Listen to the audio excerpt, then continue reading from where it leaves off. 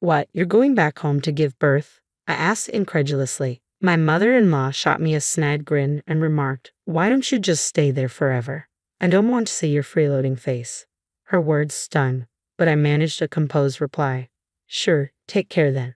My name is Flo, a 34-year-old professional. I've been dating Barry for 2 years now. We first met at a party where our shared taste in music sparked an instant connection. After exchanging numbers, we started spending our evenings together, discussing everything from favorite tunes to work challenges over drinks at our local bar. Being with Barry was always a joy, and time with him flew by. Eventually, we became a couple, and life has never felt more fulfilling. Despite our busy work schedules, we cherish our weekends together. The anticipation of seeing Barry motivates me to work harder and be more productive during the week. Our relationship had been a cornerstone of my career success. After a year of dating, we decided to take the next step and moved in together. Both of us were serious about our future and the prospect of marriage. Being with him brought a sense of calm and joy, solidifying our mutual desire to marry. Living together before engagement turned out to be a wise choice. It allowed us to understand each other's lifestyles, strengths, and quirks. A year later, my eagerness to marry him remained steadfast, and I eagerly awaited his proposal. Though he had his own timing, I couldn't deny feeling a bit impatient lately. Then, unexpectedly, he invited me to dinner at an upscale restaurant. It wasn't a special occasion, yet I couldn't help but wonder if this was the moment. After work, I arrived at the restaurant, nervous yet tingling with excitement. Upon seeing him, I noticed he was even more nervous than I was. His palpable anxiety strangely eased my own. Despite feeling sorry for his nerves, his awkward and tense greeting actually made me chuckle inwardly. Then came the meal, and throughout, he was visibly nervous. As we finished the main course, he called my name softly, "Chloe." His direct gaze made me slightly apprehensive. "Chloe, you're the most wonderful person I want to cherish. I hope you feel the same about me. So, will you marry me?" With those heartfelt words, he presented a ring. My answer was already clear. Yes, I can't wait for our life together. With our engagement sealed, I was overwhelmed with happiness. However, life soon became hectic, and the joy was fleeting. We had to meet each other's families, organize family gatherings, and begin wedding preparations. Balancing all this alongside our demanding work schedules was a challenge, but Barry and I found ways to carve out time and move forward with our plans. When I introduced Barry to my parents, they took a liking to him right away, impressed by his sincerity. Their approval meant a lot to me, and I was grateful they welcomed our decision to marry. However, when it came time to visit Barry's parents, things took an unexpected turn. "You're Barry's fiancé. You seem rather plain," remarked Barry's mother, bluntly upon our first meeting. Taken aback by her comment, I felt knocked down. Barry quickly interjected, "Mom, what are you saying? She's the woman I chose." That was pretty rude. Shrugged defensively. "I'm just being honest, you know." Barry's father, Will, stepped in, trying to diffuse the tension. "Enough, that's uncalled for." Despite Barry and his father's attempts to defend me, I couldn't shake off the hurt from R's words.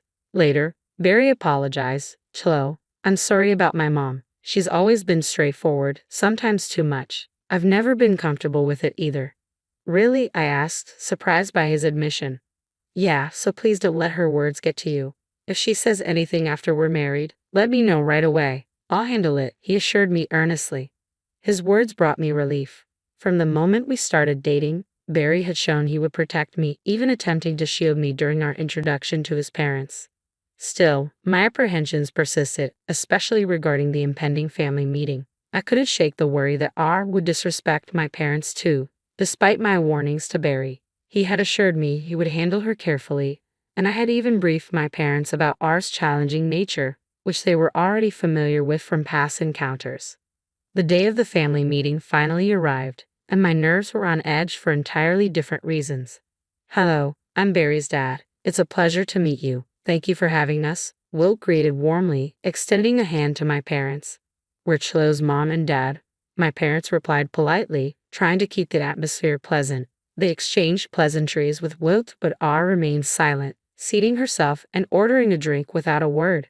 "I'll take a red wine. Looks like we'll need a bit of a drink to make this interesting," she commented casually, her words casting an uncomfortable shadow over the room. My parents were left speechless by R's behavior. Visibly taken aback, both Wilt and Barry, clearly annoyed, swiftly apologized to us for our conduct. And so, the family meeting commenced.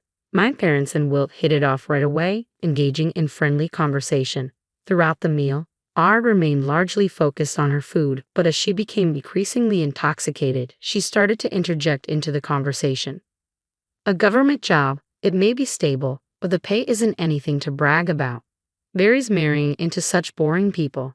If they have kids, they'll probably be just as dull, R remarked, crossing a line with her words. That's enough, Wilt intervened, his voice filled with anger. You need to leave now. R appeared defiant, muttering, What's the big deal? I'm just being honest. Wilt escorted R outside and arranged for her to take a cab home. Returning to the restaurant, he and Barry apologized once more for R's behavior. I was relieved that we had reserved a private room. R had proven to be more of a challenge than expected at the wedding.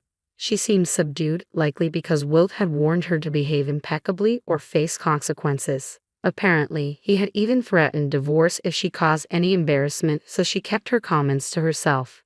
Thankfully, the wedding went off without a hitch, and I was grateful for that.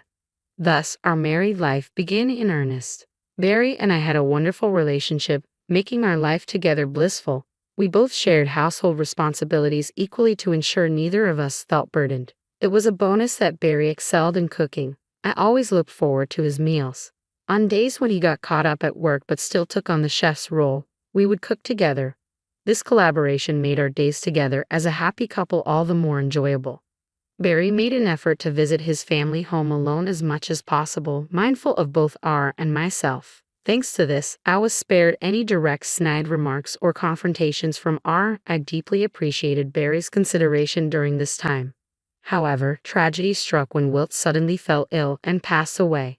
Barry and I rushed to the hospital, but we arrived too late. Dad, Barry exclaimed in disbelief. Wilt's death hit him hard, and R was visibly distraught as well. How could you leave me like this? Despite my strained relationship with R, I couldn't help but empathize with her grief in that moment. I mourned the loss of Wilt, who had always treated me with kindness. In the following days, we found ourselves consumed with funeral arrangements while navigating our own grief. Barry took charge of organizing everything, and I did what I could to support him during this difficult time. The funeral proceeded smoothly, and we felt we had given Wilt a fitting farewell. Life eventually settled back to its routine for Barry and me. While it took time to come to terms with Wilt's passing, we eventually found our footing. Barry appeared determined to move forward with renewed resolve. However, a new challenge emerged unexpectedly. Barry, Chloe, please help me. Our sudden appearance at our doorstep caught us off guard. Mom, what's wrong? Barry asked, clearly unsettled by the unusual atmosphere. R's demeanor softened as she spoke. Since your father passed, I've been feeling terribly lonely every day. Nothing seems to taste right anymore. I just wanted to see the faces of my only family, my son and his wife. Her words seemed genuine, her vulnerability evident. Could you let me stay with you for a little while? She asked, her request tinged with desperation. Barry and I were taken aback by her request. I feel like I'll be crushed by loneliness if things continue like this, she pleaded. We hesitated, but reasoned that a short stay wouldn't hurt. R seemed so fragile. We doubted she had the energy to be hostile towards me. So we agreed to live together, and surprisingly, R behaved maturely. She even took on some household chores. I'm staying in your home. It's the least I can do. Thank you, Flo. You're a lifesaver, she expressed gratefully. Both Barry and I appreciated R's efforts. Life seemed manageable if things stayed this way. However, after about 3 months, R began reverting to her old habits bit by bit. Flo, are you not planning to quit your job? Isn't it normal for wives to stop working? But you've been working all this time. I started to respond, but R's tone grew harsher, indicating she was returning to her old self. I turned to Barry immediately. Okay, we need to talk to Mom and get her to go back to her hometown right away, I said. When Barry confronted R about it, her response was startling. I've already sold the family home, she admitted. Barry and I exchanged shocked glances. Mom, why would you do that without even discussing it with us? That's our family home. I inherited it from your dad. Selling it was my decision, R defended herself. But you should have at least informed us, Barry replied, visibly frustrated. I forgot, sorry. Now I have nowhere else to go, so please don't kick me out, R pleaded.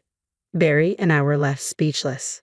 Just as we were grappling with this unexpected turn of events, another surprise came our way. I discovered I was pregnant. Verity and I were overjoyed. We had been hoping for a child but had almost given up due to our age, so this was wonderful news. However, the prospect of dealing with R while pregnant added a new layer of complexity to our situation. Recently, she started complaining again. I recounted to Barry. Why do I have to cook for you too? I'm only staying here because of Barry, not you. Traditionally, it's the wife who handles all the housework, Barry explained. R would cook only for herself and me, and she'd do her laundry but avoid yours. Barry would reprimand her, and she'd feign remorse only to repeat the behavior. I was at my wit's end. Feeling the need to escape, I decided to begin my maternity leave early and return to my parents' home. When I discussed this with Barry, he proposed a solution that we both agreed on, and we began to make arrangements. I promptly informed R of our decision and started preparing to leave. You're going back home to give birth? Yes, I feel it's necessary for a safer childbirth, even though I understand it means leaving household duties behind. Barry supports this decision. Upon hearing this, R smirked and sneered. Why not just stay at your parents' house forever? I don't want to see your parasitic face around here anyway. I bet even Barry's had enough of you. You don't need to come back to this house anymore. I couldn't help but feel a sense of relief at R's harsh words. All right then, take care, I replied calmly. I returned to my parents' house, grateful to be with them again after so long. They've been incredibly supportive, allowing me to find peace and comfort during this time. A month later, Barry arrived at my parents' house with news. I finally got the green light from work. I found us a new place. That's fantastic. Barry's plan was for us to transition to remote work, which his company had approved. Thoughtfully, he rented an apartment near my parents' home, and we decided to move there. Barry then terminated the lease on the room R had been staying in and finalized our move to the new apartment. Apparently, R was quite unsettled by this, and she called me. Hey Chloe, where are you? I'm at our new place with Barry. New place? Where? R's voice sounded urgent and somewhat panicked. I'll let you know, but I have to be honest. The lease here is being canceled and everything's being moved out. I can't stay here anymore, I explained calmly. Barry and I are starting fresh somewhere else. But Barry said he's cutting ties with me. He doesn't want to talk to you anymore, I added, trying to make her understand. So, you were just pretending to be nice to stay here, huh? This was your plan because you couldn't make any money from selling the house you got from Wilt, right? R accused sharply. How did you find out? You were telling the neighbors how frustrated you were that the house your husband left had no value. Then suddenly, it became a lot for sale. People just can't keep quiet about things like that. Give me Barry back. I'm that kid's parent, so I have the right to live with him. As I've said before, he doesn't want to see you, and I won't pressure him into something he's uncomfortable with. Upon hearing this, R exploded with irrational anger. Who do you think you are? Acting all high and mighty when you're just a broke, freeloading plain wife? That's not a nice thing to say, but it's true. Well, I don't think our paths will cross much in the future, so it doesn't really concern me, I replied calmly. But let me clarify something. Alongside my full-time job, I also have a side gig, and I actually earn more than Barry, I continued. Oh, really? What's this side gig? R asked skeptically. I initially studied web design, so I've been taking on projects in that field. With both my full-time salary and freelance work, I'm bringing in about $7,000 a month, I explained. What? That much? That's more than Wilt used to make. R was left speechless upon learning about my true financial situation. Clearly, she hadn't expected that her underestimated wife was earning that much. But none of this concerns you. R. Barry has cut ties with you, and I'll be distancing myself even further, I asserted firmly. Wait a minute, if you're making that kind of money, maybe you could lend me a hand, R suggested. I didn't hesitate. I ended the call and blocked her number. It was a relief to expose R's true intentions and leave her feeling regretful. Knowing I wouldn't have to deal with her again brought me a sense of peace. She had no knowledge of where my parents lived or where I worked. With Barry working remotely and our new address undisclosed to her, the likelihood of R tracking us down was minimal. I've heard that R has always struggled with overspending, and whatever inheritance Wilt left behind has dwindled to almost nothing. She attempted to sell the house but received a low offer, leaving her in financial trouble. However, old habits die hard. A neighbor from our former neighborhood reached out to Barry and informed us that our spending habits and reliance on payday loans have plunged her into debt. She's been asking neighbors for loans without success, leading to a challenging financial situation. It seems like karma has caught up with her. Meanwhile, Barry and I no longer have to worry about R intruding into our lives. We're enjoying a peaceful existence, splitting our time between our own home and my parents' place as I prepare for the birth of our child. Once the baby arrives, Barry and I are looking forward to nurturing our family and cherishing our time together.